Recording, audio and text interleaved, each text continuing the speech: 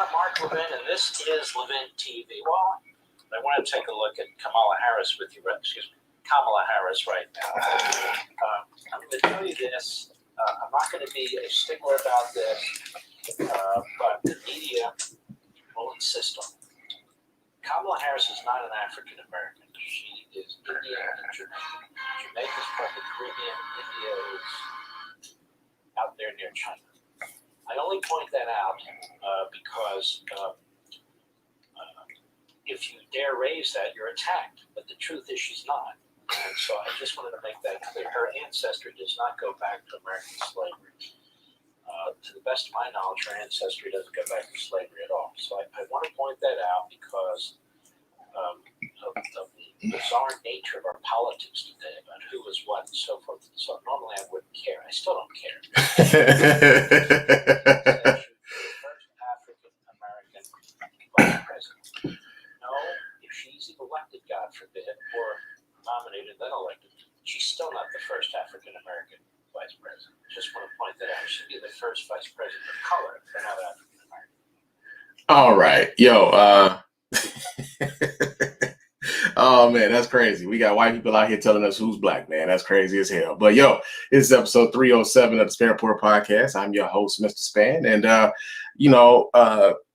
as you guys know, Kamala Harris was nominated for not nominated, but she was tapped to be Joe Biden's running mate for vice president of the United States. And it's odd, man. Like they're having a hard time trying to figure out exactly how to come at this woman. And this was the way he decided he was going to come at her. Well, they keep insisting on the fact that she's African American. Well, really, she's not.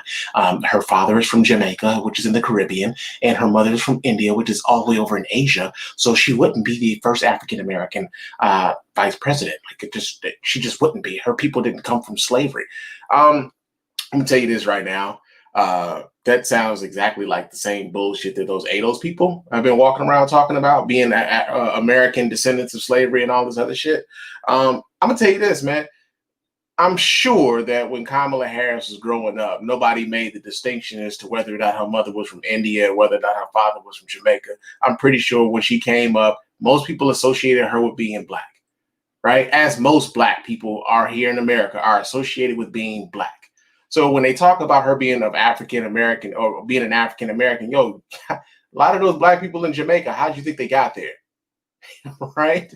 How do you think they got there? like if it's that thing of when you know the history, they can't really pull this bullshit wool over your eyes, but also it's why the Adolf shit was always, I just always saw it was like a bullshit divisive fucking arm of conservatism, really, because if you look at most of the people who are ADOS, by and large, they support people like Donald Trump, right? And so a lot of their talking points, a lot of their rhetoric tends to skew a little bit more critically of the left because they feel like, they haven't done what they should in order to get us reparations. And it's a rabbit hole that we're not going to get into right now. But I just thought it was interesting that Mark Levin is telling people who's black and who ain't, right? I just thought that was wild crazy. But like I said, this is episode 307 of the Spann Report. And before we get into everything, I do have to remind you guys how to get in touch with us here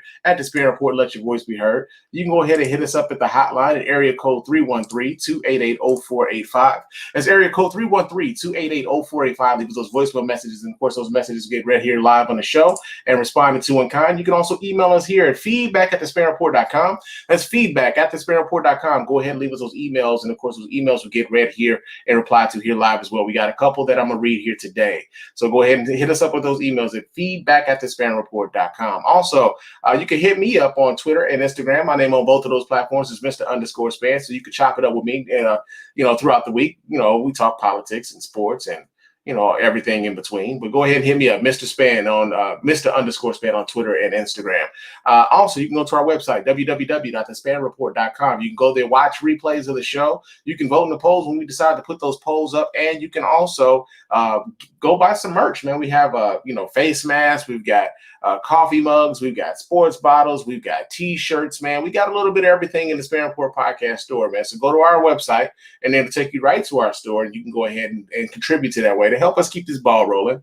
Also, you can donate to our Patreon to help us do this live, right? Because our Patreon patrons, the golden circle of the Spann podcast, are who allow us to continue to do this live as we broadcast on Facebook, YouTube, and Periscope. So the Patreon is our golden circle, and they allow for us to do this here live. And also, you can donate to the show, just PayPal, singular or monthly, however you decide to do it. But we appreciate every dime over here at the Spann podcast, man. Real talk. But how you doing, Annette? How you doing? And this shit is mad crazy.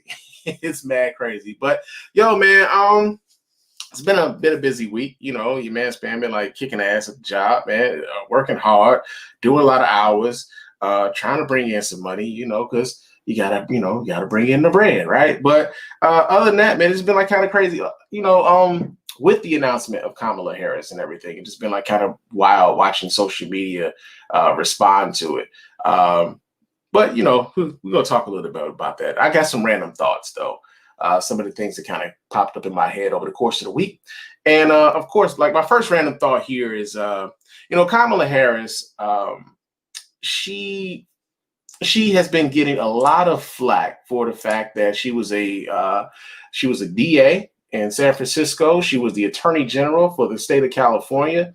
Many people are upset with the fact that Kamala Harris locked up a whole lot of black men, right? I had a question for you guys, though.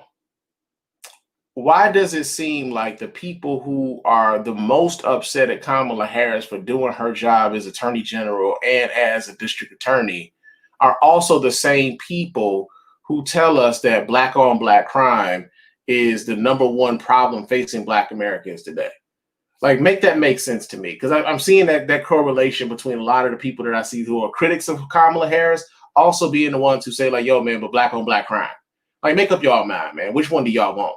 Right? Like, the woman was doing her job as a prosecutor, as a district attorney. Now, I know some of y'all would say that, she shouldn't have never been, taken the job as a prosecutor. She'd never taken a job as an attorney general. Should never have taken a job as a district attorney. And I'm here to tell y'all right now, man, black people do want law enforcement. Don't get it misconstrued. Don't get it misconstrued that black people don't want a police presence in their neighborhoods, that black people don't want people punished for the crimes that they commit in the neighborhoods. Don't ever get that misconstrued. Black people want fair treatment by law enforcement. That's what black people want.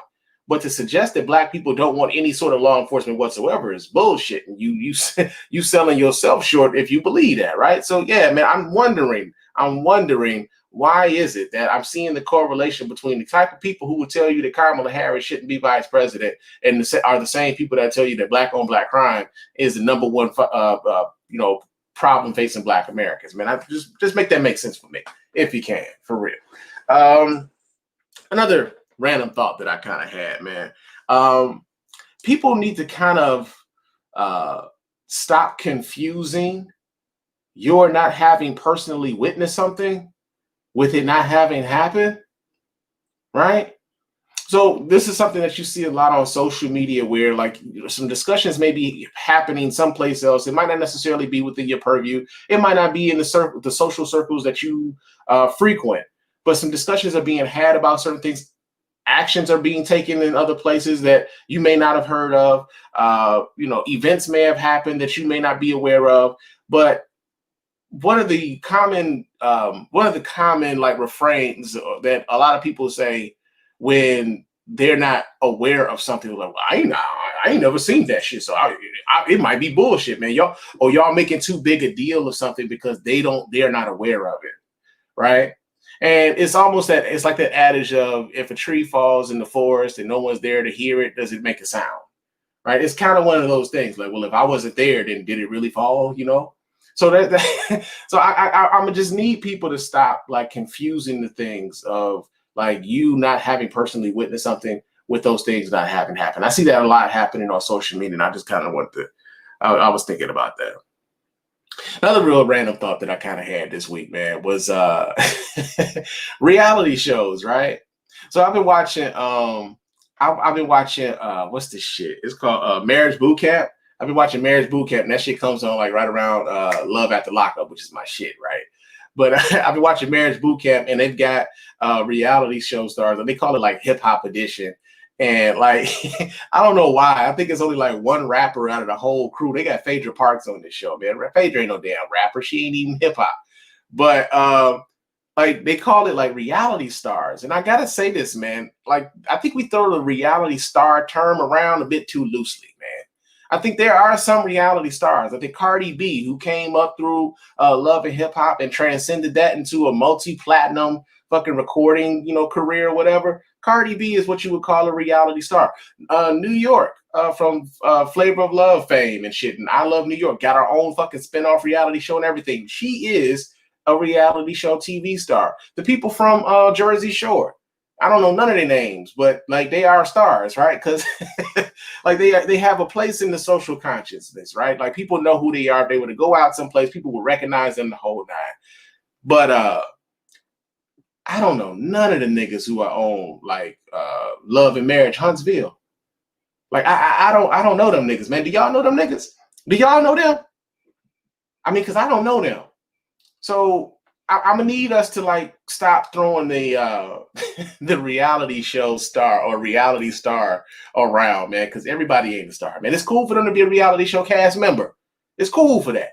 But we got to stop throwing that star term around so loosely, man, real talk. But those are all my random thoughts, man. Like I said, they were quite random and everything. But before we get into the news, I did say that we had some listener feedback. We got some emails here. And I'm going to read off these emails and respond to these emails here before we get into the rest of the show. So our first email here, this comes from the homie Reggie. And Reggie writes in to say, Kanye ain't winning, man. All right. He says, what's going on, Spann? It's been a while since I wrote in, but I've still been out here listening. Keep up the great work. Thank you. He says, but I got a couple bones to pick with you about a few things you said on your last show. The first was your comments about political moderates. Dr. King once wrote about them scathingly in his letter from a Birmingham jail, where he wrote, he was gravely disappointed with the white moderate as he saw as a Negro's great stumbling block, as much or more so than ardent segregationists or even the KKK. The white moderate, he observed, lived by a mythical concept of time and constantly advised the Negro to wait for a more convenient season. Shallow understanding from people of goodwill is more frustrating than absolute misunderstanding from people of ill will. Lukewarm acceptance is much more bewildering than outright rejection. Moderates have at times been some of the most difficult obstacles in the fight for equality because of their penchant of seeing the validity of both sides of an argument, even though there is only one right and true answer. So I disagree with you there, brother. The other bone I have to pick with you is about Kanye. I think you're placing too much importance on him. As you yourself said, black people aren't stupid, and it's racist to believe that we will be voting for him in large numbers. So I don't quite get why you're allowing his latest stunt to get you worked up. He's got a snowball's chance in hell and winning this election. Woo-sah, Spann, woo-sah. Anyway, it was still a great episode, despite those things we disagree on, and I look forward to hearing your response. So, yeah, I'm aware of Dr. King's comments about the white moderate from that letter from a Birmingham jail. I'm quite aware of that. Malcolm X also kind of echoes some of the same sentiments about Democrats and Republicans and how they both are, will use their position to somehow, manipulate votes in the black community, how you never see them in the black community until it's time for it's election time and everything else. And I'm fully aware of that, right? I think the point that I was making about the moderate, they were more so talking about like racialized moderation when it came to the civil rights movement. And I was more so talking about like politically how moderates kind of help move legislation along. And so what we're seeing now is a calcification of like extremism, right? Like both sides are being pulled further and further from the center. On the left, you got people who believe that if you didn't want Medicare for all, then you are somehow a terrible person, despite the fact that you may agree with everything else that they're talking about. Well, if you don't vote for somebody who wants Medicare for all, then you're fucking terrible, right? And then you've got other people on the right, so to speak, who talk about their having a choice over their bodies when it comes to wearing a mask, but won't recognize that choice when it comes to a woman wanting to have an abortion, right? So what we're seeing is, you know, everybody is becoming more and more entrenched into their pockets. And so what I was talking about with the political moderate was those people who would be willing to work with those on both sides of the aisle in order to move things through. And I kind of look at, in today's time, I would kind of look at like a political moderate as someone is like someone like motor oil, right? Like, you know, or better yet, like you don't want fucking hard metals and shit grinding up against each other because it does nothing but tear up your engine. And so you get motor oil in order to kind of grease that to help keep the viscosity and all that other shit down so that you don't wear down your engine. And so what ends up happening is your engine lasts longer, you go a little bit further, your car lasts a little longer, and the oil is what kind of help facilitate that, right? And so I kind of look at political moderates as those who would kind of help move legislation forward, because we've got people so entrenched on both sides. And that's really what I was going for with that. Like, I just don't believe that we can exist and that we can get anything moved forward, especially with the way that the government is set up now. We can't get anything moved forward until both sides come to some sort of common ground in order to move legislation forward. Or you get so many people on your side of the argument to where they have a super majority and they just roughshod the other people on the other side of it. And now it's just it becomes more and more entrenched. And so that's what I was talking about when it comes to political mind.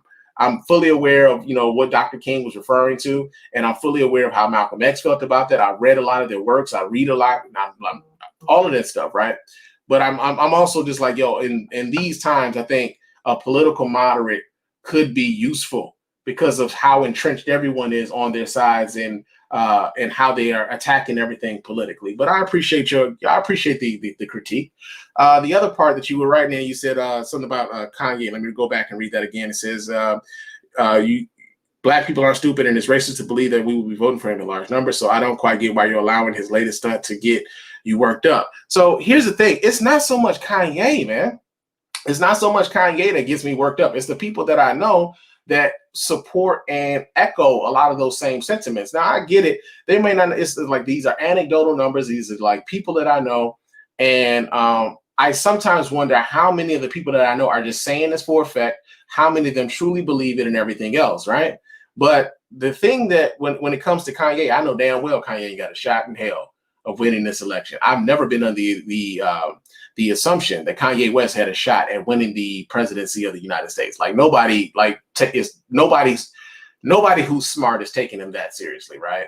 The part that I'm more so trying to guard against is us becoming lax, right? I'm trying to guard against us becoming lax. I'm trying to guard against us becoming complacent, because complacency can lend to some, unfavorable results for what we're trying to accomplish. And my goal right now is to get Donald Trump the fuck up out of that White House. And so to know that Donald Trump and his campaign are attempting to use Kanye West in a way to kind of muddy the waters, to kind of sully the election tabulations, to kind of throw a little monkey wrench into the system. Like, to know that Kanye would allow himself to be used that way, despite, we all know that Kanye West is dealing with some mental issues right now. But there are people who would look at Kanye West, and like I said on the episode, like, you got a whole bunch of people who are Kanye whisperers, man, talking about, I see what he's talking about, right? We see this a lot. At least I do. I can't speak for you, right? But I see it a lot. And so, and maybe it's because I'm from Chicago, but the thing is, I don't want us to become lax. And so Jill Stein ran in 2016, having none of the fucking fame and notoriety of a Kanye West. And she was still able to siphon votes, or many votes that probably could have gone to Hillary Clinton, and we would not be dealing with a Donald Trump presidency right now. So I'm just trying to make us aware and to keep us engaged and to keep us fully, just aware of all of the things that are attacking what it is that we're trying to do, which is to get Donald Trump the fuck up out of that White House, right? So yeah, man, it's not so much that I think Kanye is going to win. It's more so just being aware of what the hell is going on and stop playing these games, because it really isn't a game. And I don't know how much of this is just like people just filling in the time, they're bored at work or whatever. I don't know how much it is of that. I'm just saying we can't play no games with this, right? So again, Reggie, I appreciate you writing in, brother, and I hope to hear from you again soon, man. Real talk. We got another email here, and this is actually sent to us anonymously. And this is actually about why the schools aren't prepared. So we talked about this last week, where there was teachers unions who were basically talking about that they would support strikes from their local chapters, right? Like national teachers union organizations were saying, like, yo, if you guys decide you want to go on strike, we will support you in that effort, because they want to make sure that the teachers are safe during this coronavirus pandemic. And I think in Florida, the governor of the state of Florida was mandated that the schools be reopened and within class, like learning and everything else. So we get this email anonymously, and they say, hey, Spann, hey, on your last episode, you mentioned not understanding why schools aren't ready for fully remote learning. I'm writing to give you and your audience a bit of perspective. I'm going to try to keep it brief and high level. All right. Devices. Even where districts put plans in place in March to have one device for each student to take home, they still had to go through a process which includes a request for proposals for the hardware, software, imaging, distribution, peripherals, keyboards, cases, cords, etc. And they have to choose those vendors and go through the procurement process. Assuming that goes well, they find the money and have dependable vendors that have already been vetted. Understand that nearly every district is competing for a finite number of resources. This is true. It says, assuming a district purchases all the pieces, there is the shipping aspect, and things like new tariffs taking effect on August the 1st, 2020 can slow down the process. Yeah, and that was a thing too. Like, there are school districts who don't necessarily have the funds to secure a lot of these, like, Chromebooks, tablets, keyboards, the things that their students would need in order for them to participate in online learning. And that's part of the reason why I'm like, some of these districts probably shouldn't be opening right now. And I get why they would want to do it in class and everything, but even with that, if they didn't know that, like, say for instance, if they knew that they would not be able to procure all of the devices for all of the students in their district, then what steps did they take in their district to make the in-person learning safer? Like what steps did they take? And a lot of these places just haven't even taken those steps at all. It says the software. It says while a lot of districts have devices, they don't have enough for every child to take one home, or the devices aren't movable. Lots of elementary schools have heavy-ass laptops that are largely useless on the internet. School districts also don't have the IT staff to support those devices remotely or otherwise. Many of those devices aren't outfitted with tracking software or even distribute them. Worse, they are still running on old versions of Windows that districts are paying out of the ass to keep supported and have to upgrade by January. Then there's the curriculum-related software. School districts already don't put that software on every computer because they can't afford to. They can put it on 30 computers in a science class because all seventh graders rotate in and out all day. But to put it on 210 computers for each seventh grader is too expensive. Yeah, it's so much. It's expensive as shit. It says internet. Short on funds, some schools purchase devices that aren't equipped with LTE. Several assumed parents could fill this gap or were assured by large internet providers that they would provide free internet access to families who need it. This was not really true because the free internet was for a limited time, required a credit check, and for parents to sign a contract. Parents didn't have all the credit or simply couldn't afford internet good enough to support multiple kids online at the same time as they were online working. As a result, districts had to find money for hotspots. Many weren't able to do so. And this, like, I remember Comcast here in Detroit area. I don't remember whether or not I didn't know if this was like a nationwide thing or not, but Comcast did something similar where they were talking about making high-speed internet available in low income areas. I haven't really seen them talk about it much lately, but it's kind of weird that we haven't heard them talk about that, especially now, considering how much more people will be using Comcast's services, high-speed internet and everything else with the online, not only just the online schooling, but the online working. Also, they made these promises that they would do these things, and somehow, some way, it got lost in the sauce. You know, like suddenly we know these kids are going to go back to school in September, August, late August, early September. These kids are going to start going back to school, and this goes back to the question that I was asking earlier on the last show, which was we had March, April, May, June. Like we knew these times were coming that we were going to try to get these kids to go back to school. What fucking steps were a lot of these places taking in order to make it safe and feasible for these kids to go to school? And not only that, make it for those kids who don't have access to the internet, which would allow them to stay home for the distance learning, to make it available for those kids to also not fall behind and be able to participate in their school activities too. It's a lot, and it's frustrating as hell.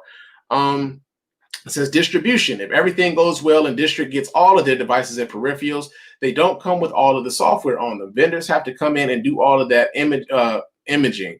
There is software used to quickly image the devices, but it is still a process. Thanks to COVID, where they could be in huge warehouses, 40 people working alongside one another, they can't do that now. They have to be in smaller spaces, and a lot of school districts' secure warehouses are full floor to ceiling with PPE, and there isn't room to store all of the new devices. So districts have to secretly store all of this expensive equipment in semi-secret locations so that they aren't stolen as they are being prepared for distribution. God willing, and the creek don't rise, all of that gets done by the first day of school. Those devices still have to make it from whatever location they are imaged and packaged, put in cases and barcoded to the schools where they have to get assigned to students and picked up by students and parents, again, keeping the number of bodies in the space low due to COVID. This is just one aspect of why schools aren't fully prepared to go remote day one. The student information systems have to be updated with fields to track scheduling differently, track attendance differently, add fields of equipment tracking, et cetera, et cetera. All of those things take time, money, and resources. They are being done in ways schools have never had to do them before. That said, my nieces and nephews still aren't going to any one school building. I hear that. And thank you to Anonymous for that information, because that was a lot of stuff that I sure as hell didn't know. But it explains a lot as to why some of these school districts are feeling, kind of compelled to open up and do the in-person learning, because they don't have the resources to do the learning remotely, and some of their students don't have the resources to facilitate the remote learning either. But man, that was a plethora of information, and I appreciate Anonymous for writing into us. Thank you so much. Hope to hear from you again, man. Real talk. But that has been our listener feedback, and it is time for us to get into the news.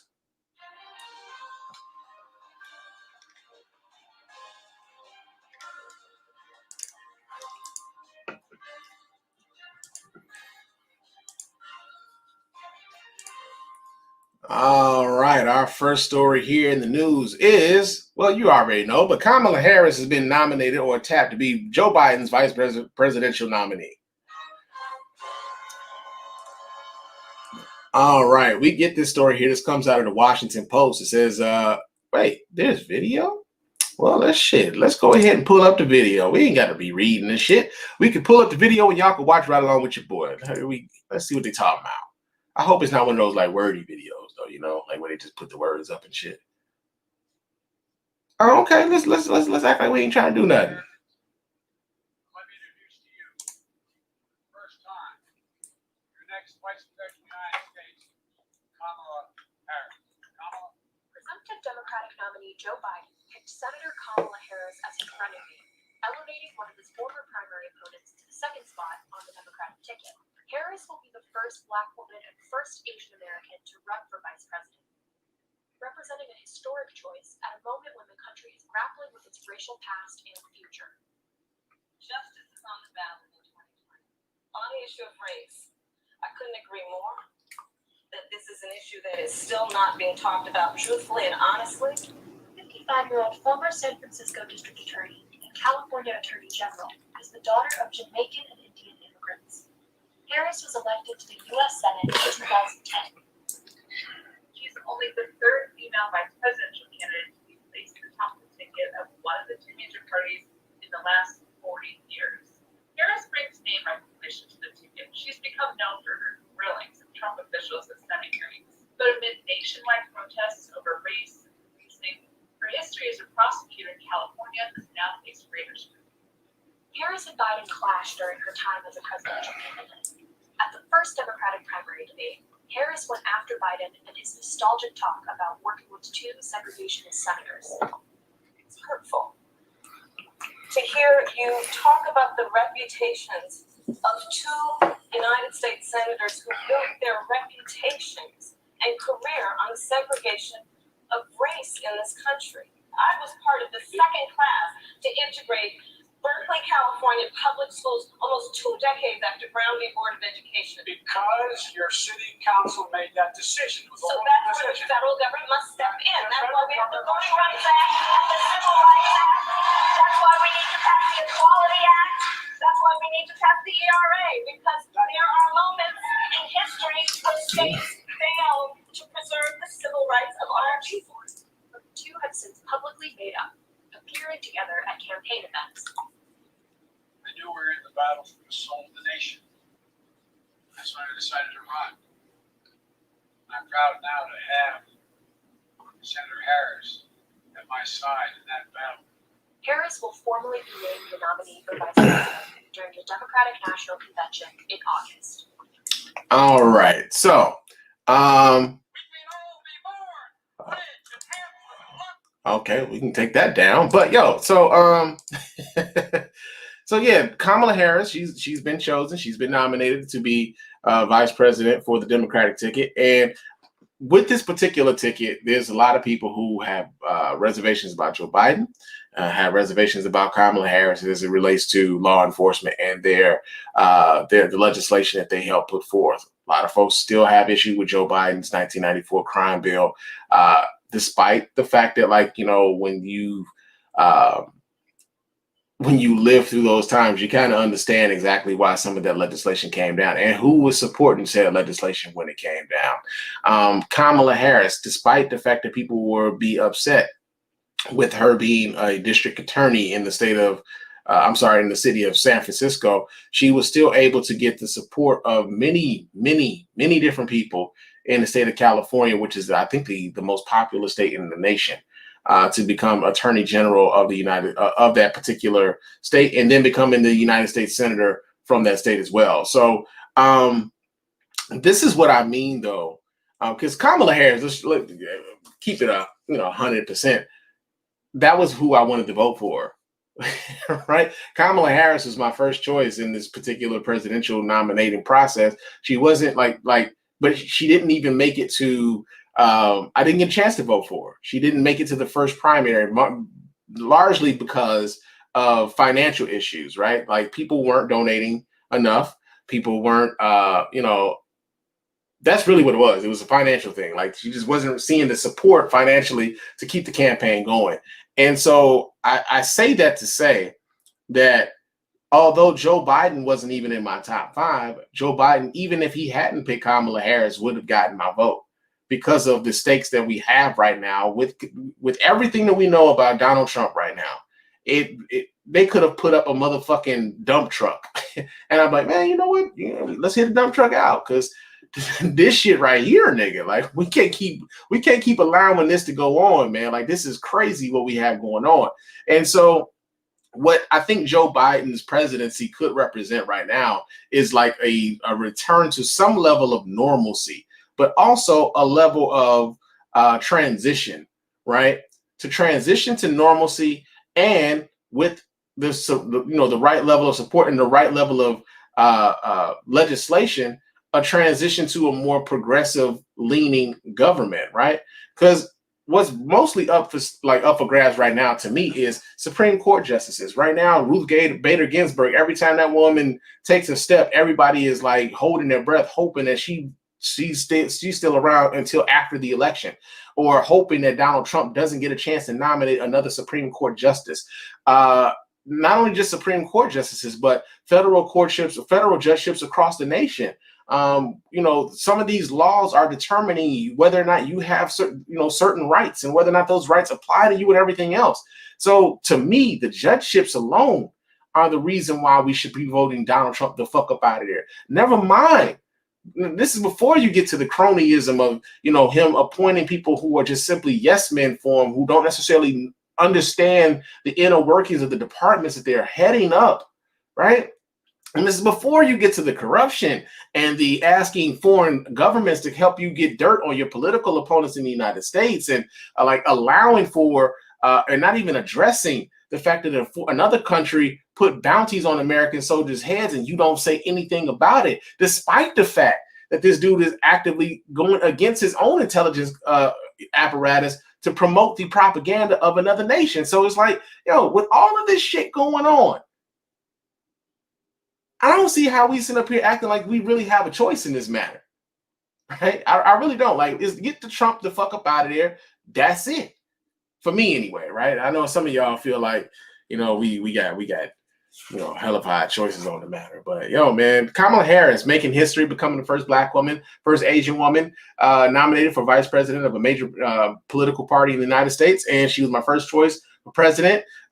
Maybe, just maybe, I get a chance to like vote for her for president come, you know, 2024, 2028, maybe. We'll see, man. But yo, man, that's in the news, right? Is that 92 World Series or 93? I believe this is 93 World Series, man. I can't really see on the side of my hat right now, but it's a 93 World Series, man. yo, that's what's up. Also, let's see, we got in the news, man. So assaulting a worker who's enforcing a mask mandate can now make your ass a goddamn felon. Now, many people will be asking, like, yo, it wasn't already. But yeah, man, like, assault doesn't necessarily make you a felon. But here we get this story here. We read this out of CNN.com. It says, anyone who assaults an employee enforcing the use of a mask can now be prosecuted as aggravated battery in Illinois. Governor J.B. Pritzker passed a law last week that adds a penalty for assaulting a worker who's conveying a public health guidance. That is, telling patrons of a business to wear a mask or maintain social distancing. In Illinois, aggravated battery is usually a felony. The law went into effect immediately. This provision sends the message that is vitally important for workers to be both respected and protected while serving on the front lines, the governor's office said in a statement on the new law. Several states have seen disputes over mask use turn violent. In New Jersey, earlier this month, a woman assaulted another customer at a Staples store who had asked her to wear a mask over her nose and mouth. Also this month, police said a Pennsylvania man shot at a cigar shop employee who'd asked him to wear a mask. Yeah, we talked about that guy last week.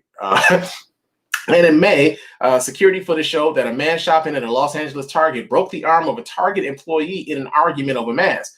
Illinois has recorded a few incidents of worker assaults too, since Pritzker required anyone leaving the house to wear a mask back in May.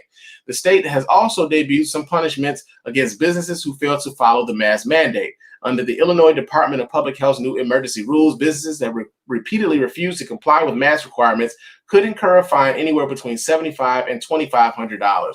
So I'm gonna say this, man, like, because I say this as someone who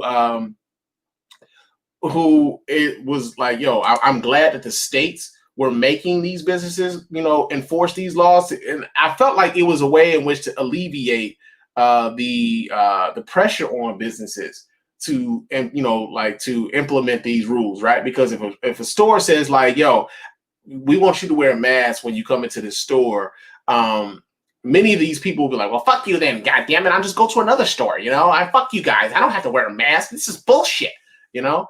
And I felt like that like, you know, that could hurt a business in particular. Like if it was just the one business who was making this happen, then it could very well be like detrimental to their business to be like, yo, we want our workers to be safe, but also this is also hurting the bottom line, right? And I felt like the state stepping in to say like, no, everybody has to do this shit kind of alleviated that pressure from some of these businesses, right? But also, and this is something I think is very interesting, man. Like I remember when, you know, the coronavirus, like when the pandemic was like, you know, new, and we looked at like grocery store workers and department store workers, these places that were still open. We looked at them as essential workers, and a lot of the rhetoric around,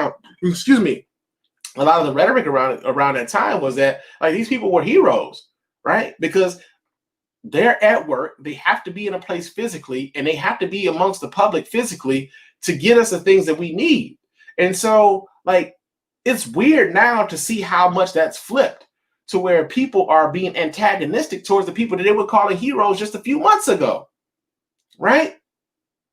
And not only that, like these people aren't making enough money to where they should have to put up with some asshole who decides that they just don't want to be the one to follow the fucking rules, man. They're like, man, I got to be here. This is how I make money. This is how I make my living. I got to be here. You could have stayed your ass at home. You could have took your ass someplace else. You could have did whatever, or you could just follow the fucking rules, right? So, the fact that the state of Illinois is making it a felony to assault anyone who's working in a store, and they advise you to, like, you should be wearing a fucking mask while you're in the store. Like, yo, man, it's past time, dude. It's past time for that. Like, they should have, like, yeah. Now we'll see how many, how often how much this deters some of these incidents or whatever. But I just feel sorry for the workers who have to deal with that kind of bullshit, man. Real talk. And this is the kind of legislation that could help alleviate some of the bullshit that they have to deal with. But yo, that's in the news, man. While we're also speaking about coronavirus, New Zealand is in the news because they just marked 100 days, man. 100 motherfucking days where they don't have any new reported cases of coronavirus. Mm-hmm.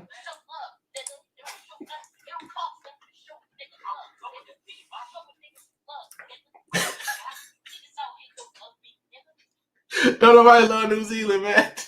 But I do, man. I got love for y'all, man. I wish I could move to New Zealand where they got some level of normalcy, man. You be looking at them, they just like out on their bikes and shit, riding bikes or whatever, man. They go to the store or whatever, man. They all good, man. But like over here, it's the ghetto. You know what I'm saying? America always talks about itself being the number one nation in the world and all this other shit. But we can't get motherfuckers to do something as simple as wear a mask when they go to the store, man. But so let me read this story. This comes out of foxla.com. It says New Zealand on Sunday marked 100 days since it stamped out the spread of the coronavirus, a rare bright spot in the world that continues to be ravaged by the disease. Life has returned to normal for many people in the South Pacific nation of 5 million as they attend rugby games at packed stadiums and sit down in bars and restaurants without the fear of getting infected. But some worry the country may be getting complacent and not preparing well enough for any future outbreaks. Says who are these people? They can't be coming from here. It can't be people from here, because if it's people from here, we can't do half the shit that they over there doing, and they got 100 days without the shit. Just in this state alone, we hit 1,100 new cases just yesterday. They went 100 days, the whole nation, and ain't got shit. Fuck out of here, man. It says New Zealand got rid of the virus by imposing a strict lockdown in late March when only about 100 people had tested positive for the disease. That stopped its spread. For the past 3 months, the only new cases have been a handful of returning travelers who have been quarantined at the border.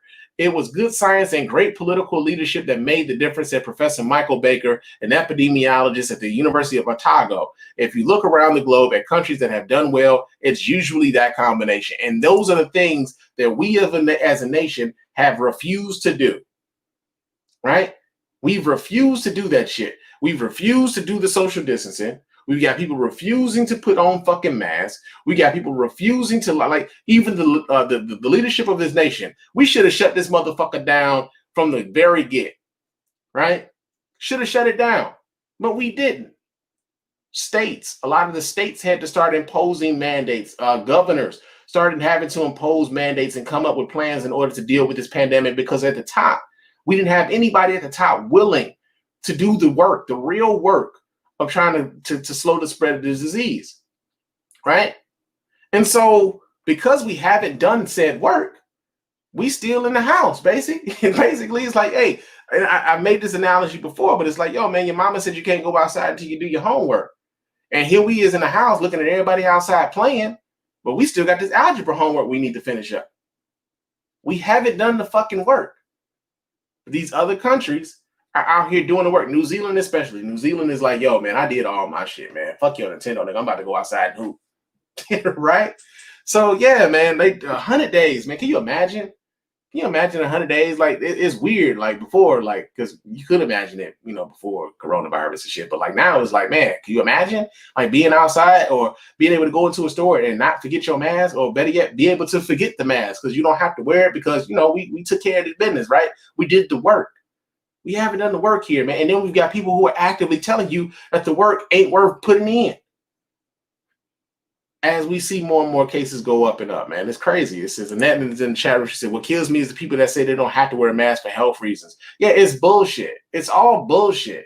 People keep it up, like they're coming up with all these different reasons. Like, that's like the guy that we did the cold open with last week on the airplane, where he talked about they can't ask you about your HIPAA. They can't ask you about your health conditions because of HIPAA laws and everything else. But I tell you what, they could be like, hey, man, either you wear the mask or you get the fuck on up out of here. HIPAA laws be damned. This ain't got nothing to do with it. Your HIPAA, I ain't got to ask you your condition. I can tell you, you need to wear this motherfucking mask or get the fuck out of my establishment. Get the fuck off this plane. Bottom line.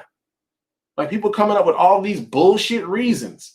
All these bullshit reasons. Is one of my she says one of my ex's sister-in-laws just passed away due to coronavirus.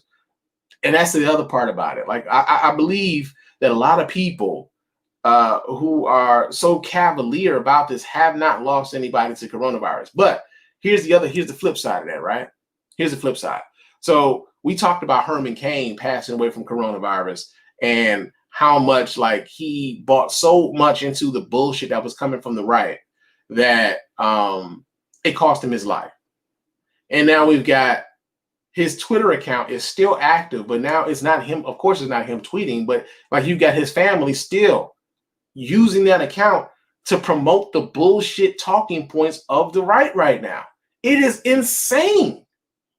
It is absolutely insane when it comes to this. So, yeah, man, I just felt like highlighting a bright spot, man. New Zealand out here doing the damn thing, man. 100 days without any damn new coronavirus cases.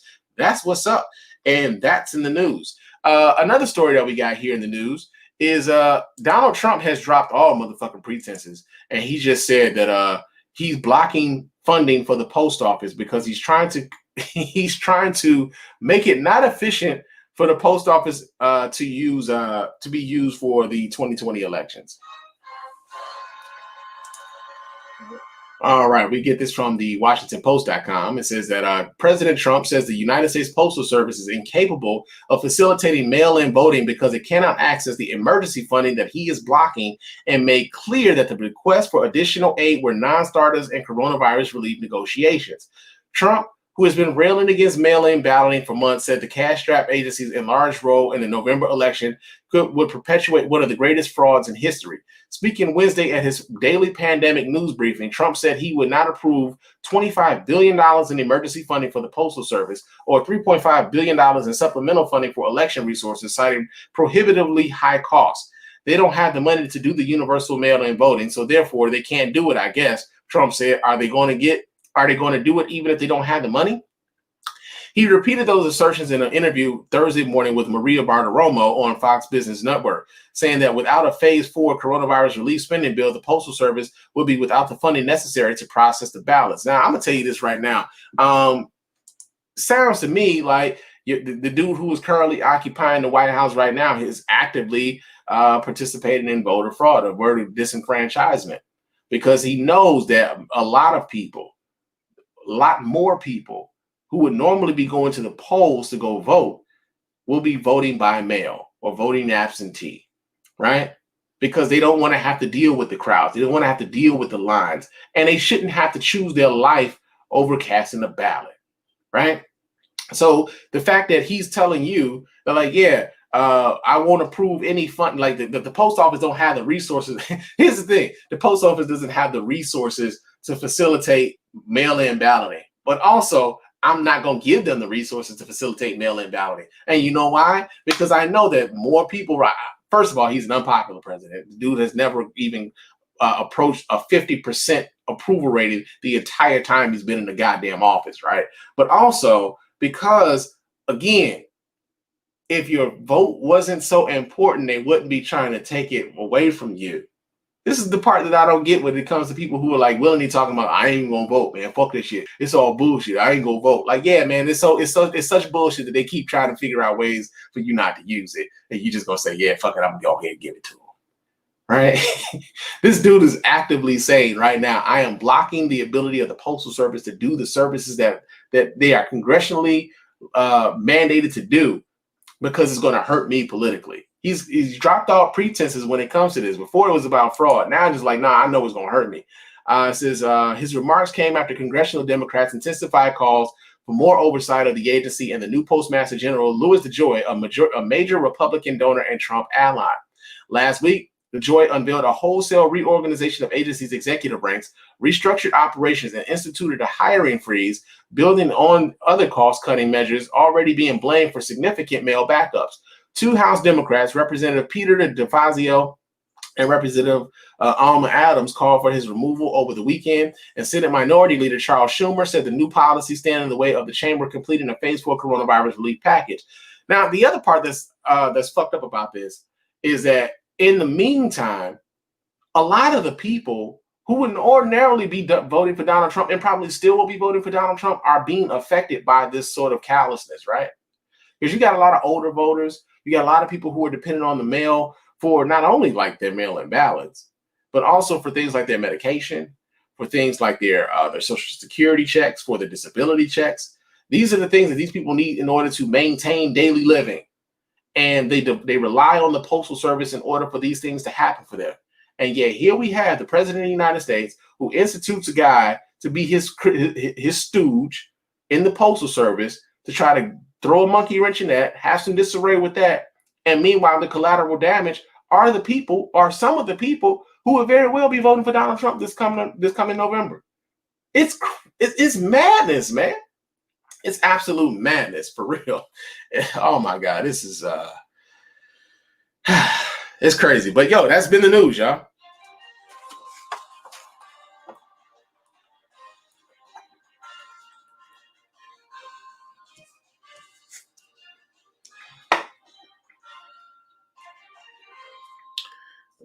But y'all know what time it is.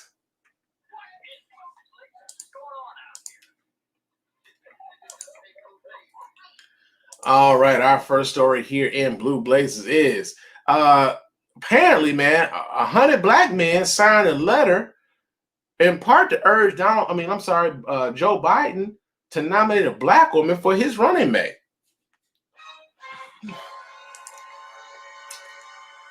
All right, so why is this in Blue Blazes? Well, I'm gonna read the story and I'm gonna tell you why, because this comes from the Shade Room. It says more than 100 influential black men, including Diddy and Charlamagne, have signed an open letter to Joe Biden urging him to pick a black woman as his vice president. The message of the letter was strong. Failing to select a black woman in 2020 means you will lose the election. The signers of the letter include Diddy, Charlamagne, Benjamin Crump, Timbaland, Ty Dolla $ign, and Akon, among others, among other black leaders across several industries. Biden is expected to formally announce his choice for VP this week ahead of the Democratic National Convention after months of speculation and the vetting of several candidates by his team. For too long, black women have been asked to do everything from rally the troops to ask for their lives for the Democratic Party with no acknowledgement, no respect, no visibility, and certainly not enough support, the letter reads. The letter says that black women who are also under consideration to be Biden's running mate have been unfairly criticized and scrutinized, using California Senator Kamala Harris as an example. Was Joe Biden ever labeled too ambitious because he ran for president 3 times? Excuse me. Excuse me. So should President Obama not have made him the VP because he had to worry about his loyalty when he clearly had ambitions to be president himself? Why does Senator Kamala Harris have to show remorse for questioning Biden's previous stance on integrated busing during the Democratic primary debate, the letter reads? Kamala is rumored to be a frontrunner, even though she delivered a pointed attack against Biden over his decades-old fight against busing to desegregate schools at the Democratic primary debate in June 2019. Biden said in July that among all the contenders to be his vice president, he was considering 4 black women to be his running mate. Other women are also under consideration for the role, including Michigan Governor Gretchen Whitmer. Two Democrats familiar with the search told CNN last week that Whitmer, who is white, remains a serious contender. Biden is also believed to be considering Massachusetts Senator Elizabeth Warren, Illinois Senator Tammy Duckworth, who is Asian American, and people familiar with the search say, okay, so why is this in Blue Blazes, man? Sounds like these brothers are asking for some, they're asking for something that a lot of people want, right? And let's keep it 100. Black people saved Joe Biden's presidency, you know, like his ambitions for this, right?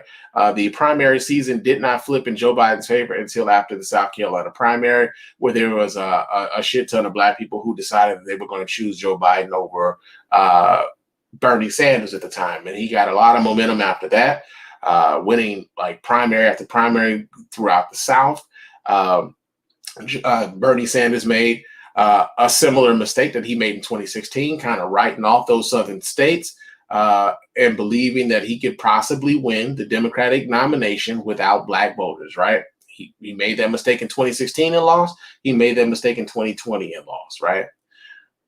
But Black people have been responsible for the surge that Joe Biden has seen as of late. And one could say, like, yo, man, you know, this is Black people advocating for themselves, getting and demanding, you know, for the things that they want. And, you know, kudos to these brothers for stepping up and saying so, man, getting us a sister that's as the first African-American as a, you know, vice president of the United States. And I just can't help but, like, my cynicism, man, it's hard to turn it off. But I can't help but like look at some of the names that were on that list and looking at that as like, yo, if this ain't some credit stealing shit, if I ever seen it, right? Because we've listened to people like Diddy go on record to say that like, yo, possibly not voting, he possibly wouldn't be voting come 2020 this year. And imploring other Black people to withhold their vote as a show of force or as a show of power to get what they want. Meanwhile, a lot of the people who will be affected by that won't have the same resources that Diddy has available to him, right? Same thing with, what's his face? Charlamagne the God. Now, Charlamagne the God has been on record to say, like, you know, he's been talking about this nebulous Black agenda and everything, and, you know, never really nailing down exactly what the Black agenda means and how that applies to all Black people, but promoting this idea to like, yo, man, they got to have a certain Black agenda, and, you know, we need to demand that. And it's not to say that Black people shouldn't ask for anything, but it's like this it's a nebulous thing where you just saw like, well, this person doesn't have this, therefore I'm willing to withhold said vote because this person isn't talking about this, despite all of the things that are happening in and around Black people right now with the person who's in the White House right now.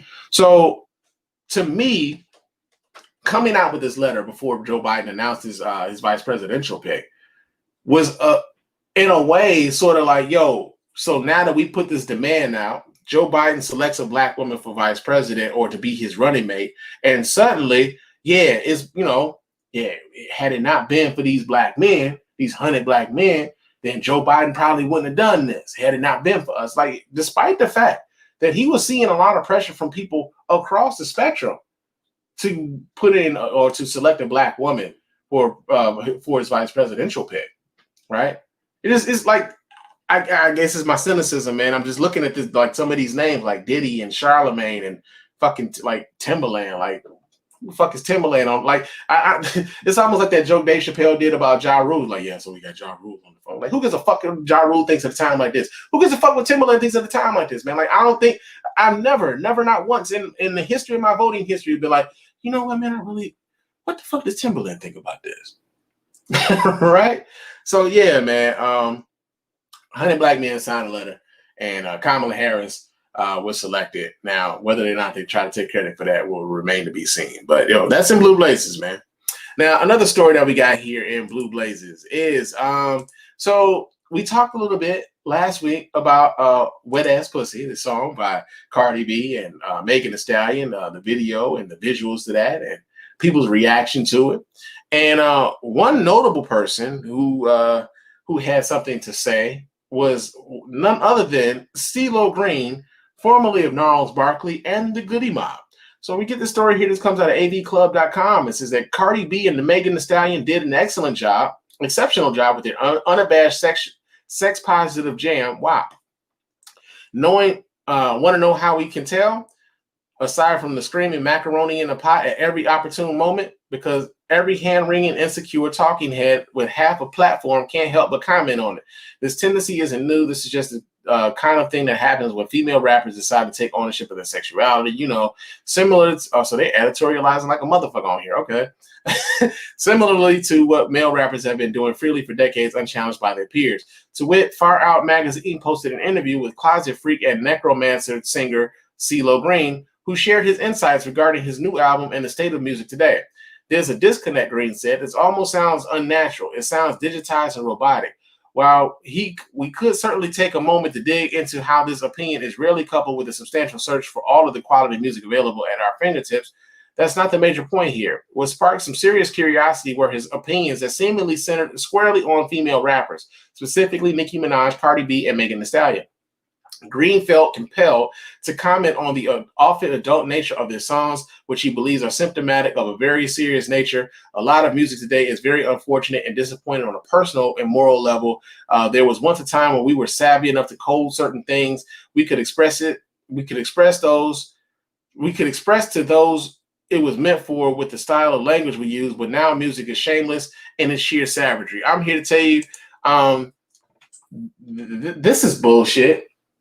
This is bullshit, and this kind of speaks to this thing where it kind of speaks to a couple things. Well, first thing, remember on my random thoughts where I talked about like, you know, folks believing things haven't not happened because they haven't been privy to them, right? And acting as though they did not happen because they weren't aware. This is one of those things where like I saw a few brothers come out and say, well, I haven't seen anybody talking about this the way in which y'all think, you know, they talking about this. So, you know, is this more so y'all making shit up or what, right? And so it could be that. It could be that. Except I'm talking about some of the conversations that I've had with people that I know. And here we have a celebrity of some notoriety speaking on the very same thing, right? But this idea that like these women are somehow being extra with their sexuality and extra with their work and is a robotic and all these other things, these descriptors that Cee-Lo Green decided to add to what their work, you know, what it means for their work to be what it is. A couple things. So I grew up around the cusp of when gangster rap and shit was first starting up. And I can remember a song by none other than Willie D called Bald Head Hoes. That was a Diddy back in the day. Like, as a matter of fact, like the Ghetto Boys were probably one of my favorite groups of all time back in the day, man. Like I remember like the Till Death Do Us Part album was probably my favorite album, man. Like I played that shit till the tape popped, like for real. There was a song on that album called This Dick Is For You. Right? This Dick Is For You was like was a bop to my 13-year-old ass. I ain't even gonna lie to you. Like I played that shit to death, right? I think about like, you know, guys like fucking Too Short and Ice-T and some of the language in which they would talk about their sexual prowess and how many women they had been with and all these other things. And so to watch all of these older guys, these older rappers, these older artists talk about how we had ways in which to talk about these things without necessarily saying it explicitly. And I'm talking about like to 92, 93. This is before I even heard of somebody like a Cee-Lo. I didn't hear about Cee-Lo and Goody Mob until like what, 96, 97 sometime. So this predates him, right? But it also goes into this thing, right? So it's a recycling of the generational divide, right? And it kind of reminds me of a line on The Wire where Poop was talking about like how the police were coming at him, and he's like, "Yo, man, every year y'all keep coming at us like, yo, this generation is so much worse than the one that came before it, and all these other things." And it rings true all of the time. And I fight against that, like that. I fight against that notion, and I fight against that even happening with me, like especially when it concerns young people and the use of social media. Because like I saw a story earlier today, there was a young man who broke into an ATM or whatever, and he recorded himself doing this on social media.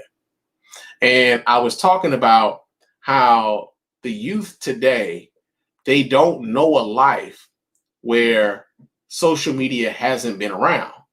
Like for them, social media has always been a thing.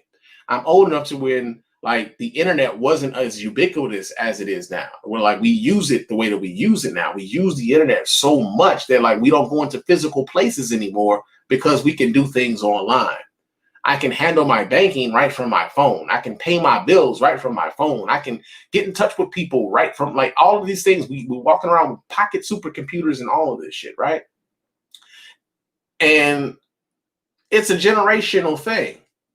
So one of the things I always think about is when I was coming up and I was listening to music by the Ghetto Boys and Scarface and the Lost Boys, and I'm listening to Tupac and I'm listening to Snoop Dogg and everything else, is that like at that time, my uncles used to like kind of shit on the music that I liked.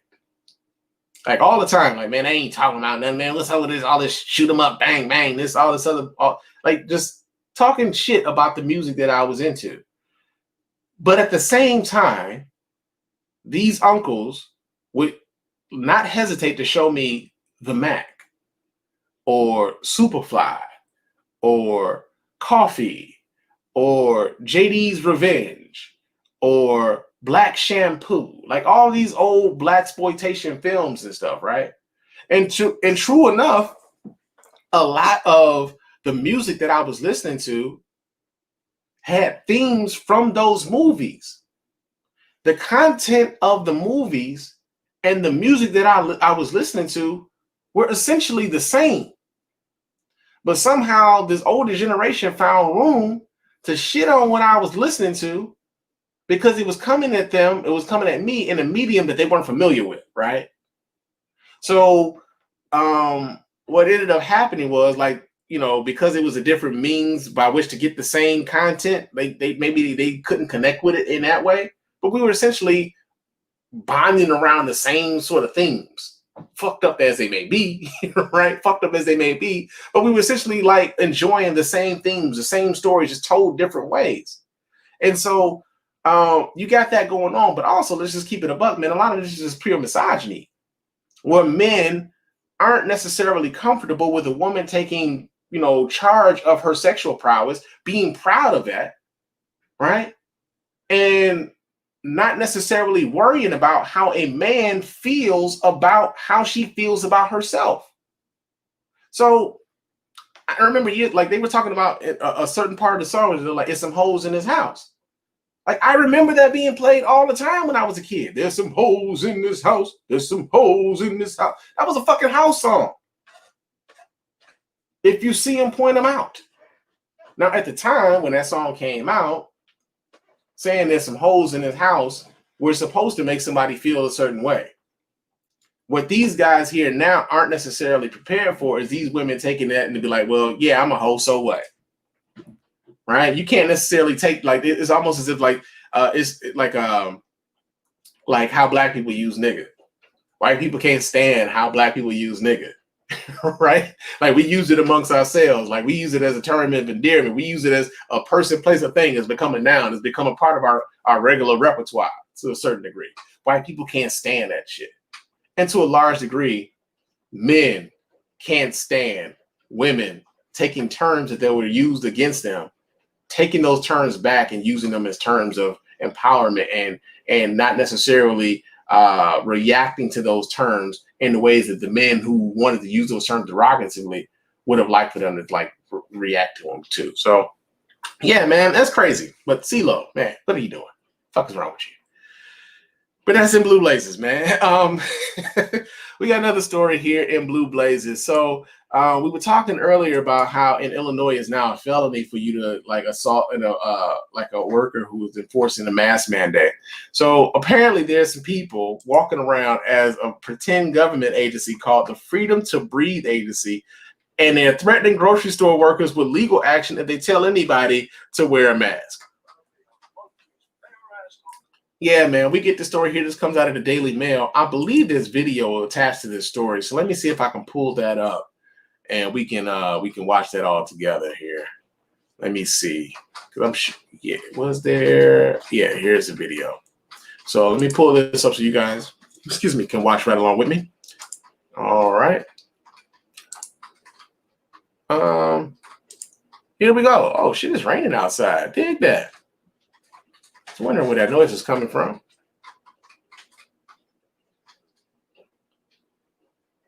All right. Come on, let's act like we're trying to do something today. All right, here we go, y'all. Or what the fuck, yo? What's happening here?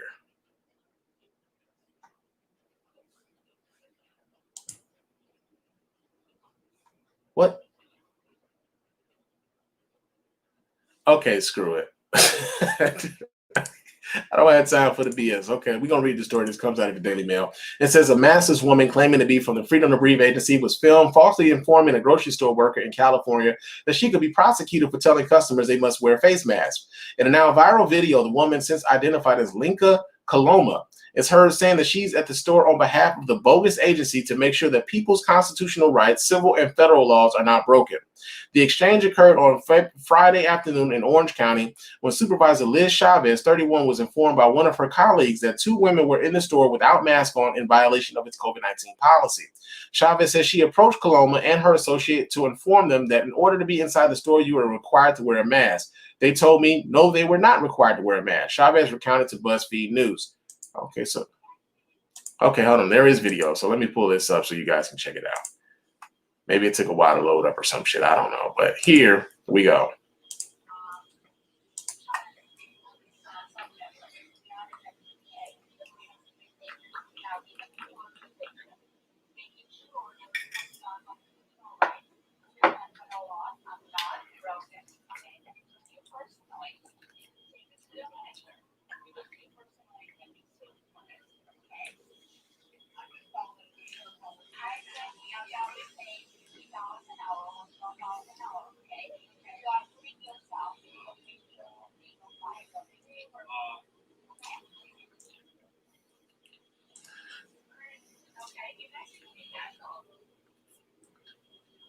Okay, so she tells this young lady that she's putting herself in jeopardy of legal peril if she's doing her job and enforcing a mask mandate in the store, right? So check this out. Y'all know what this reminds me of? Have any of you ever gotten a like a spam email that demanded that you give them like your social security number, or you call them, or you owe some sort of debt, and if they didn't like get in touch with them, that they were going to send the feds to your house and there's an arrest warrant for you, and then they like email you the arrest warrant, right? This is like that email come to life, right? So you got this crazy look like this. Like, first of all, hold on. Let me see if I can pull this back up. Let me see. Hold on. Let me pull the video back up. Let me show you what she's dressed like. Okay. Let me show you guys this. All right. So anybody who comes to you as a government official dressed in some Lululemon yoga pants and a tank top and a white trucker's cap isn't representing a federal agency. I'm just going to say that right now. They're not representing a federal agency. So it's like that spam email come to life, that they would be in this store claiming to be a part of a government organization dressed like this. like the uniform alone just kind of makes this not legit. I'd have been like, lady, if you don't get the fuck up out of my face, especially without a mask, right?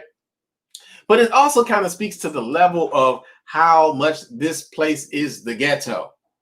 We just talked about New Zealand, man, having 100 cases, 100 days plus with no new coronavirus cases because the government there did the work. The people over there did the work. Over here, we got silly motherfuckers like this in Lululemon and tank tops harassing grocery store workers about a mask mandate. Oh, man, like I saw this story, like, man, it just instantly reminded me of those emails I used to get. I probably still get them. They just all go to the spam mail, now or whatever. But I still like that's what it reminded me of. You've not lived until you've gotten an arrest warrant emailed to you because you decided that you wasn't going to call somebody back on a debt that you don't owe. So yeah, man, that's in That's in Blue Blazes. Now, another story that we got here in Blue Blazes is there are 3 men right now, 3 men who are being charged with attempting to threaten or bribe alleged victims of R. Kelly. All right, we get the story here. This comes out of the suntimes.com. It says the overtures began in late May, months after a woman who once publicly defended R. Kelly turned on the R&B singer and began to cooperate with federal authorities. In a text message, the woman was allegedly told he wants to pay you for silence. Then in a phone call recorded by law enforcement with the woman's permission, Richard Arline Jr. allegedly offered the woman $500,000 to stop working with the feds. You got some shit. I don't know what the fuck you might got. Some videos or some iPads or whatever you might got your story, Arline allegedly said. They just want that to disappear. You know what I'm saying?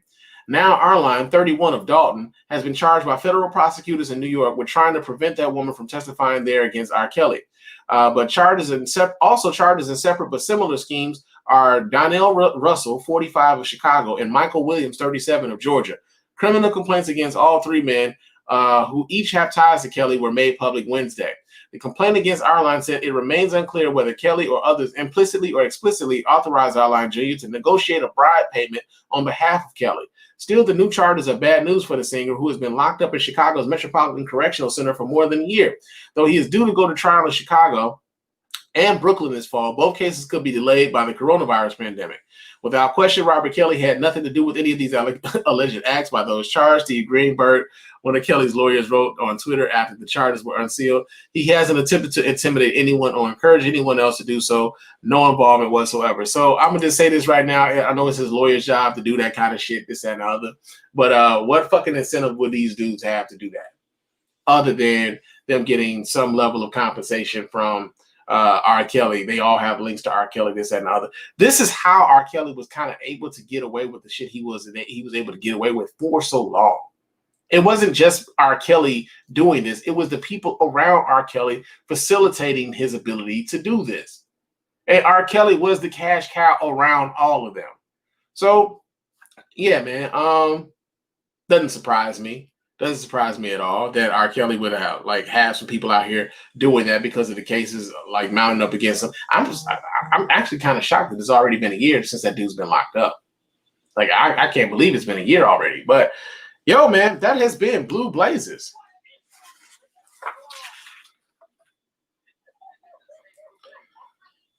But y'all know what time it is.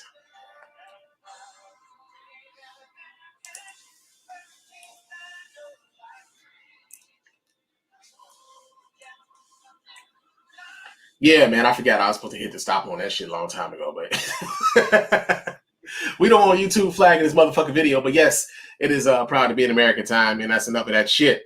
But our first story here, proud to be an American, is we got a story about dress codes, man. So apparently there's a school district, I believe, is this in South Carolina? Let me pull this up.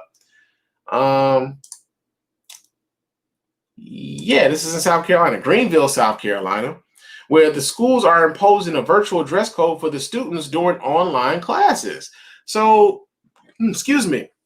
And there's video to the story. So let me go ahead and pull this video up so you guys can watch right along with me and we can see what they're talking about. And James Larson's in the chat said, Justice is doing right. Keep him in Cook County Corrections. You goddamn right, man. Keep his ass right where he's at.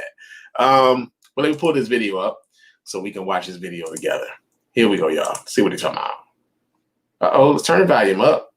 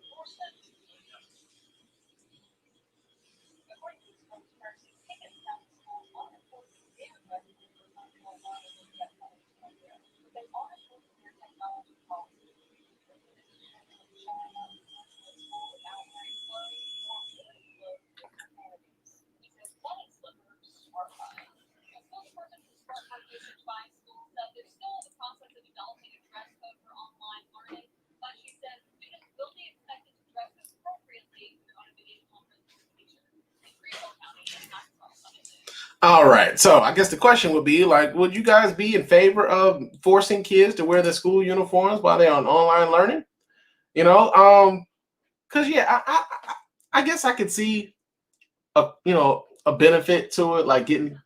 That thing's still playing. Let me cut that off. But so I guess I can see a couple different. Like I can see it, a reason why people will want to do this, right? To get kids in like the habit of getting up, getting dressed, going to work, going to school, keep them in the habit of doing, such things when they're doing something important. Going to school is important and everything else. Keep them in the habit of doing that. But also, we're getting this from people. Well, I take that back. I would be extrapolating something on these people that I've seen other people do, and that's not fair. However, y'all know how many people be on TV and they got on business attire up top and pajama pants or jogging pants on down bottom? You know what I'm saying? Like some of your favorite newscasters aren't really fully dressed up. Newsflash, right? Some of them are wearing fucking, house shoes while they at the anchor desk, the whole nine, B. And some of them are recording from home. Like some of them may have a suit and tie on and everything while they're when they're on camera. And when they ain't, they get up, they got their own basketball shorts while they go to the kitchen. And so, truthfully speaking, I think the kids would be able to get away with like the polo shirt, the uniform shirt or whatever, and their pajama pants, man. I think I get like you don't want a kid looking like they just rolled over out of the bed and everything else, and they own, they in, the in class. I think I understand why you want them to have a little bit of normalcy when it comes to the pajamas and school. You don't necessarily want the kids look like he just rolled out of the bed, but also I just kind of wonder like how hard could they enforce this? Like what kind of can a kid fail because he didn't do the dress code while he was at home in school? Like, is that a thing? Like, is that what we're going to be doing? Like, I just kind of wonder, like, how they plan on, like the real enforcement of it. Like, if this doesn't have any teeth behind it, then what could they possibly really do, right? But it's got to have some level of consequences. And Justin's in the chase said, hope everything's going right on the home front still. Got a few hills to climb of my own. Had some Greek-style chicken on the grill, and, man, they be banging. What are you talking about right now, James? What we talking right now, baby? What we talking about? He says, only pajamas. Get them in the method of importance, not want to show up in the Cookie Monster jogging pants. And yeah, I'm just saying, even if you do get the Cookie Monster jogging pants on, how you like your uniform shirt, right? Had a uniform shirt on, you only gonna show up from like the torso up anyway, or at least you should only be showing up from the torso up anyway. But man, that's proud to be in America. They are enforcing dress codes on the kids as they go back to school for online learning. Another story that we got here in Proud to be an American is there is a sheriff in Florida who is actually mandating that the sheriffs in his county are banned from wearing masks during the coronavirus pandemic. Yeah, so we get the story here. This comes out of the WashingtonPost.com. It says on Tuesday, as Florida set a daily record for COVID-19 deaths, Marion County Sheriff Billy Woods prohibited his deputies from wearing masks at work. His order, which also applies to visitors to the sheriff's office, carves out an exception for officers in some locations, including hospitals and when dealing with people who are high risk or suspected of having the novel coronavirus. Oh, what about the people who may have had it and are asymptomatic? Like, fuck that, right? It says in an email to the sheriff's department shared with the Washington Post, Woods disputed the idea that masks are a consensus approach to battling the pandemic. We can debate and argue all day of why and why not.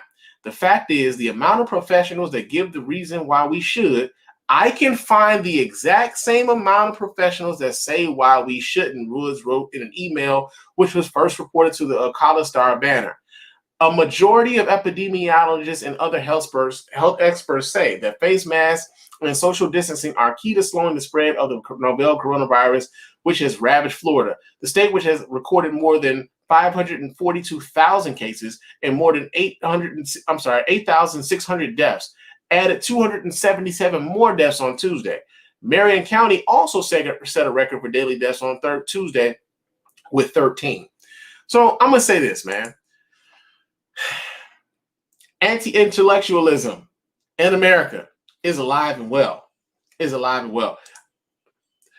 The fact that we have a sheriff who is going out of his way to say that wearing masks is negligible in the effort to curb coronavirus infections. A sheriff. And he wants you to ignore the vast majority of epidemiologists who insist that wearing a mask and social distancing is how we can get this in, order. Or better yet, totally ignore New Zealand, who did these things and now have not had a recorded case of COVID-19 in over 100 days. This is what I mean when we talk about like this idea that you can pick and choose which information, or like you can pick and choose like the people that you will take heed to, or that you would know better than those who study this shit for their entire lives. Man, this is their work. This is their life's work. This is what they do. And you got some sheriff who decides like, man, y'all ain't wearing no mask. And now you put not only your deputies at risk, but the public at large at risk, because your deputies are going to be involved with interacting with the public. They get in contact with someone who has COVID-19 or who may be asymptomatic of COVID-19. They go up to someone else who may be asymptomatic or better yet, not even asymptomatic, who don't have it. And now they may have it because they got it from your sheriff, deputy, because you are mandating that they don't wear a mask. It's insane. Like, insane, man. But it's America, and it's the ghetto.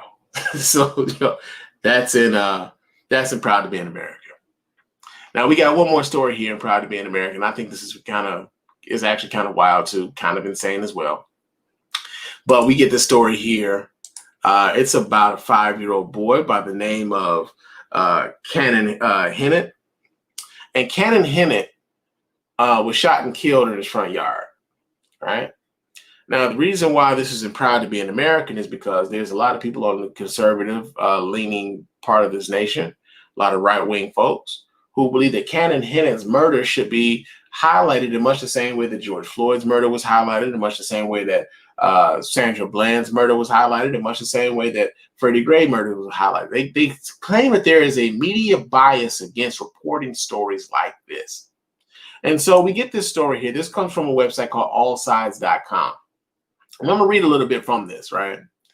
But here's what they say. They say numerous conservative commentators took to Twitter this week accusing the national press of media bias by omission when it comes to the death of Cannon Hennett, a 5-year-old boy, who was shot in the head by a man in North Carolina. The boy is white. The alleged killer is black. Local news outlets reported that Darius Nathaniel Sessoms, 25, allegedly shot the 5-year-old at point-blank range in front of his sisters, aged 8 and 7. He was arrested Monday after reportedly fleeing the scene. He was arrested Monday, okay? It says media bias by omission.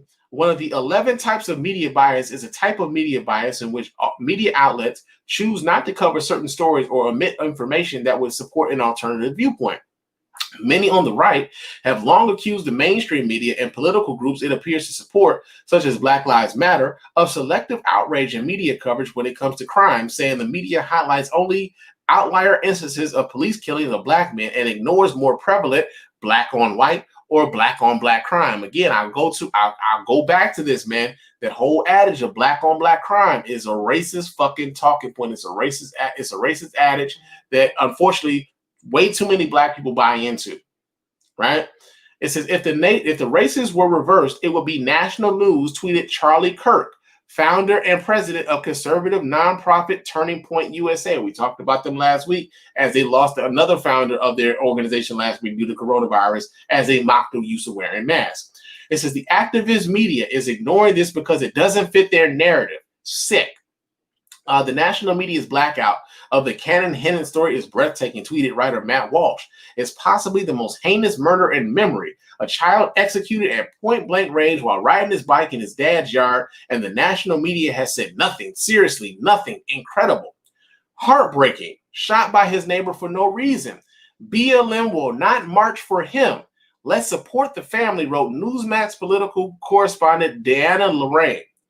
A Google search showed that the Daily Beast, which all sides rates as left, the American Conservative leans right, the Independent lean left, the Epoch Times right, and the Blaze right, which ran two pieces, were the only media outlets rated by all sides to cover the story as of Thursday night. Daily Beast, the Independent, and the Epoch Times published news-style reports, while AmCon ran an analysis of the story as a case of media bias by omission, and the Blaze did both. Conservative writer Paul Joseph Watson of Summit News claimed Fox News, lean right, covered the story nationally, but all sides couldn't find any online story about it, and it may have aired on TV. So I'm going to say this right now.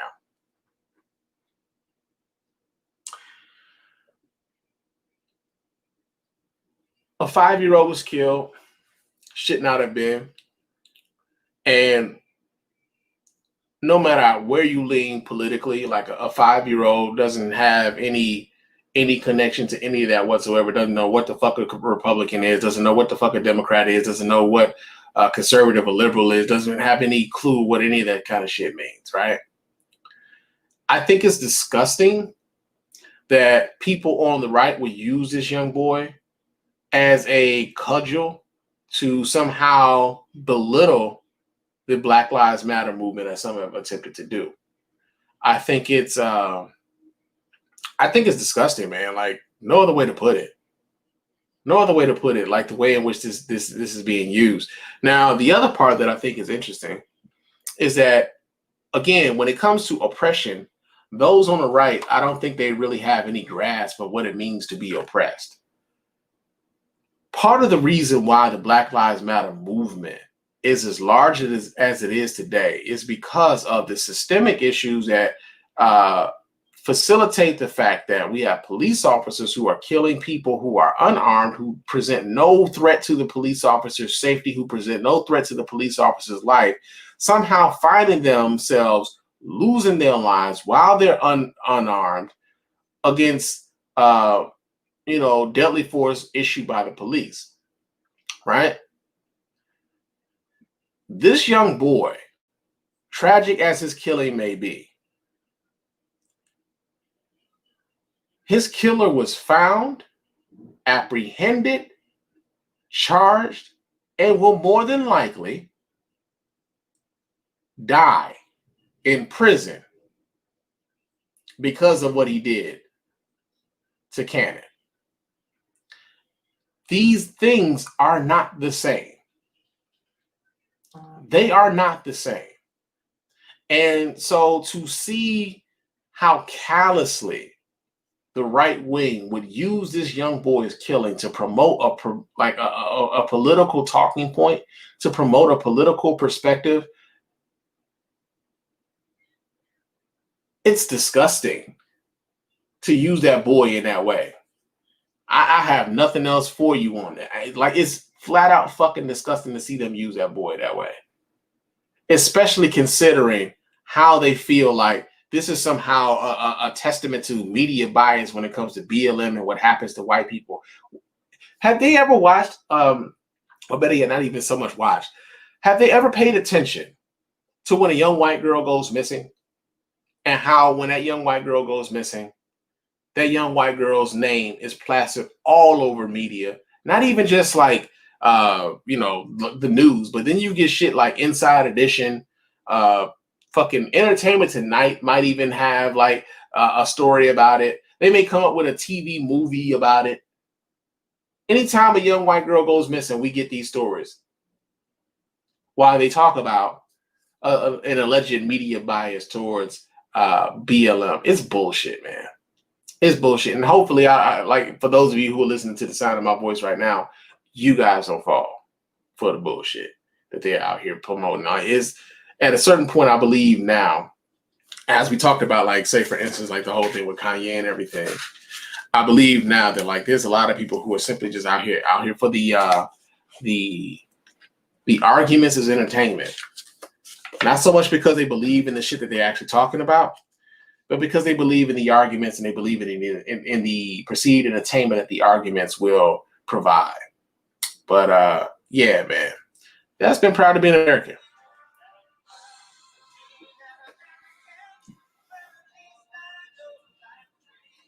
Yeah, but normally we would have a champ of the week here at the Spann Report podcast, but I couldn't think of anybody this week. Yeah, man, it's kind of fucked up, man. Like I was looking through like my list and like trying to find like some, some extraordinary shit that happened this week, and I really couldn't find nobody, man. Champ of the week this week was just, yeah, man. So I guess it's the Crickets for the champ of the week this week. But it's about time for us to get on up out of here. But before we do, let me remind you guys how to get in touch with us over here at the Spann Report podcast and let your voice be heard. You can go ahead and hit up the hotline at area code 313-288-0485. That's area code 313-288-0485. Leave us those voicemail messages. Of course, those messages will get played here live on the show, responding to in kind. And if you're watching us here via via Facebook and YouTube and Periscope, you can call into the show and chop it up with your man Spann. So go ahead and hit up that hotline at area code 313-288-0485. You can also email us here at feedback@thespannreport.com. That's feedback@thespannreport.com. Leave me those emails, and of course, those emails will get read here and replied to here live as well. Chop it up with me on both Twitter and Instagram. My name on both of those platforms is Mr._Spann. So go ahead and follow me there. Chop it up with your man Spann throughout the week.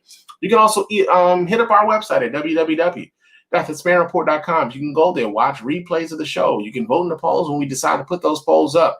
You can donate to the show as often as you like, as much as you like. And of course, we really do appreciate every dime over here at the Spann Report Podcast Network.